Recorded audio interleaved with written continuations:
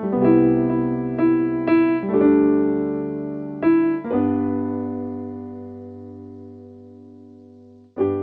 selamat malam Bapak Ibu, Saudara-saudari yang dikasihi oleh Tuhan. Mari kita mempersiapkan hati dan kita berdoa sebelum mendengarkan renungan firman Tuhan.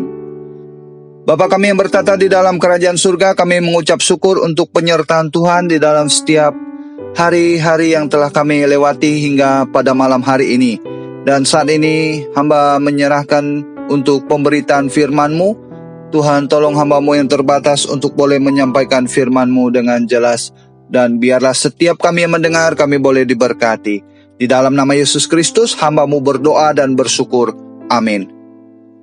Bapak, Ibu, Saudara-saudari yang dikasihi oleh Tuhan, malam hari ini kita akan melanjutkan renungan firman Tuhan yang terdapat dalam Mazmur nomor 79 ayat 1-13.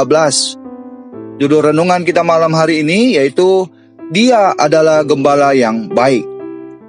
Bapak, Ibu, Saudara-saudari yang dikasihi oleh Tuhan, malam hari ini saya akan membaca secara khusus di dalam ayatnya yang ke-13 saja, yang menjadi landasan renungan kita malam hari ini berbunyi demikian. Maka kami ini umat-Mu dan kawanan domba gembalaanmu akan bersyukur kepadamu untuk selama-lamanya dan akan memberitakan puji-pujian untuk-Mu turun-temurun. Demikian sejauh pembacaan firman Tuhan. Alkitab menggambarkan hubungan antara umat dengan Tuhan, yaitu sebagai domba dan sang gembala. Suatu hubungan yang sangat karib.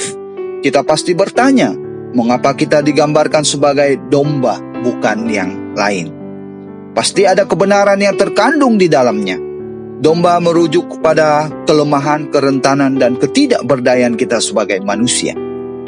Hal ini untuk menegaskan ketergantungan manusia kepada Tuhan, dan Tuhan sebagai gembala adalah satu-satunya pribadi yang dapat membimbing dan menuntun kita ke jalan yang benar.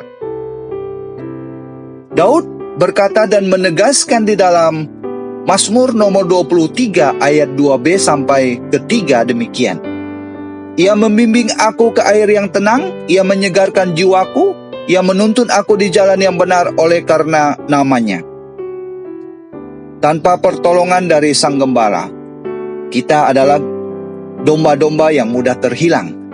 Jika keberadaan kita sebagai manusia, maka kita digambarkan sebagai domba yang lemah, bodoh, tak berdaya, dan mudah tersesat. Karena itu kita sangat membutuhkan seorang gembala yang baik untuk menuntun dan menyertai perjalanan hidup kita di dunia ini. Bapak, Ibu, Saudara-saudari yang dikasihi oleh Tuhan, kita bersyukur kepada Tuhan. Oleh karena anugerahnya, kita memiliki gembala yang baik, yaitu Yesus Kristus, yang dikatakan di dalam Injil Yohanes pasal 10 ayat 11 demikian. Akulah gembala yang baik memberikan nyawanya bagi domba-dombanya. Bapak, Ibu, Saudara-saudari yang dikasihi oleh Tuhan, apalah artinya ini? Kata akulah ini menyatakan bahwa Dia adalah satu-satunya pribadi ilahi, sebagaimana Ia menyatakan diri kepada Musa dalam kitab Keluaran pasal 3 ayat 14a. Demikian bunyinya. Aku adalah aku. Ini artinya tidak ada lagi gembala yang baik selain aku, yaitu Yesus Kristus. Sedangkan di dalam kata gembala juga berbicara tentang otoritas atau kedaulatan penuh atas hidup kita. Karena kita adalah domba-dombanya dan Dia adalah gembala sang pemiliknya. Dan bukti bahwa Yesus adalah gembala yang baik adalah Ia rela memberikan nyawanya untuk kita. Ini jelas berbeda Bapak, Ibu, Saudara dan Saudari yang dikasihi oleh Tuhan dengan namanya gembala upahan, yang hanya punya tujuan untuk mencari keuntungan diri sendiri. Gembala upahan yang berharap pada akhirnya ia menggembalakan, maka akan mendapatkan bayaran.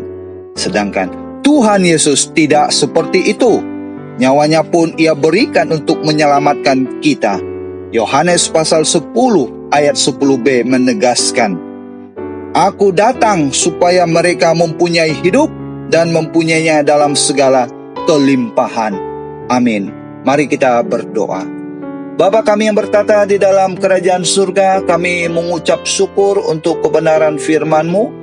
Kiranya Tuhan yang senantiasa menolong dan memimpin pengenalan kami akan kepada Tuhan, sehingga kami boleh memiliki satu pemahaman yang baru dan lebih dalam lagi tentang Tuhan adalah gembala yang baik. Dan biarlah kami juga boleh belajar menjadi domba-domba yang baik, yang berkenan, dan hidup sesuai seturut kehendak Tuhan. Di dalam nama Yesus Kristus, hamba-Mu berdoa dan bersyukur. Amin.